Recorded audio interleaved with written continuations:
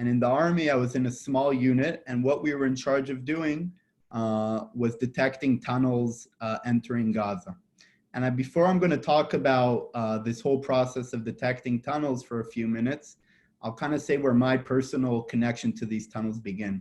So growing up in Gush Etzion in 2014, three teenagers that I knew personally were kidnapped, hitchhiking back home.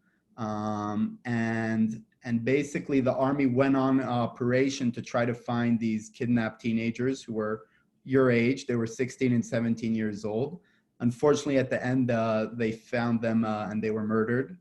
And it was a real shocking experience. I was just going into 12th grade. And right after that, because the people who kidnapped were Hamas terrorists, an operation was started in the Gaza border, an actual war.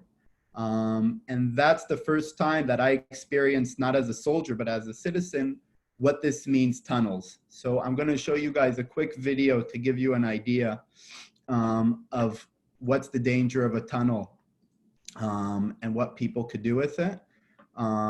So I'm just going to upload here. 1 minute. And I'm showing you now a live video. These are terrorists who put on themselves a GoPro camera, and they actually filmed themselves leaving a tunnel that's going from in Gaza and going into Israel. So you're seeing now actual footage of terrorists who filmed themselves coming out of a tunnel. So here they're at the real exit area of the tunnel, and they're climbing outside. As you can see, they have weapons. And very quickly, in a 20-minute run, they're able to exit Gaza. And here they're already inside Israel territory, and they're running towards a kibbutz. Kibbutz is a small town with some women and children living. And they're actually something like, I would say, 300 feet away from a kibbutz when they come to this army post. And you're seeing this all live, what's going on here.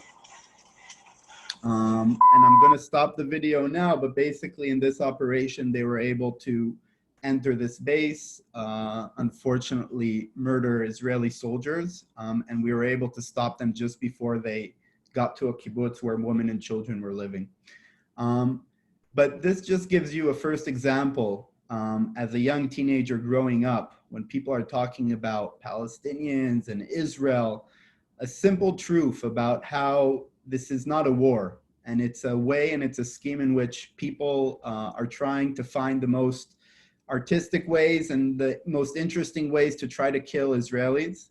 And it's nothing about hand-to-hand combat, but very secret and difficult ways of finding tunnels. I joined the army. In our unit, we were 10 people, and we were in charge of taking very sophisticated technologies, and with these technologies, detecting tunnels. Throughout my service, we found 25 terror tunnels. Most of these terror tunnels were coming out inside civilized areas. So just to give you an idea of what's the threat of a tunnel, usually when we would find a tunnel, we wouldn't just find one, but the tunnel would split off into separate areas. And usually there would always be one tunnel that would come right outside a civilian place, meaning it would come outside a school, it would come outside a residential building.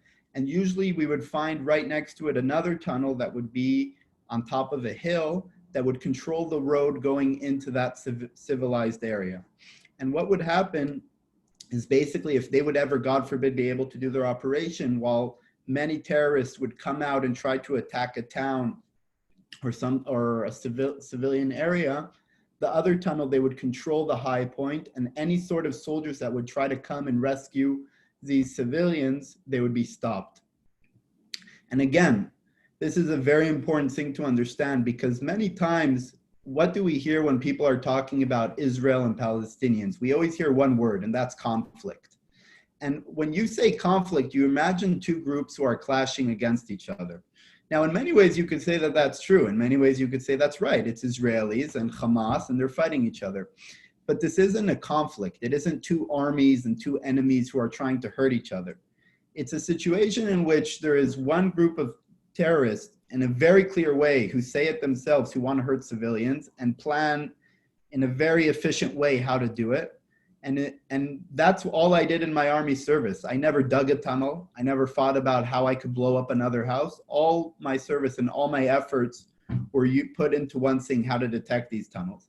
And when we would look for these tunnels, we would put so much effort and we would put so much money and we would risk our lives in so many ways. And always people would ask us the simple question. They would always say, why don't you just bomb where they're digging the tunnel from? Because we always knew where they were digging the tunnel from. But we always said we can't dig the tunnel from, because we know that tunnel, that above that tunnel, they're digging it from a residential area. They're digging it from a place that people live. So just to give you an idea of where they dig tunnels, this was a house that we knew that they were digging a tunnel from. We knew it for 3 years that they were digging a tunnel from. We were never able to find them. We were never able to find them.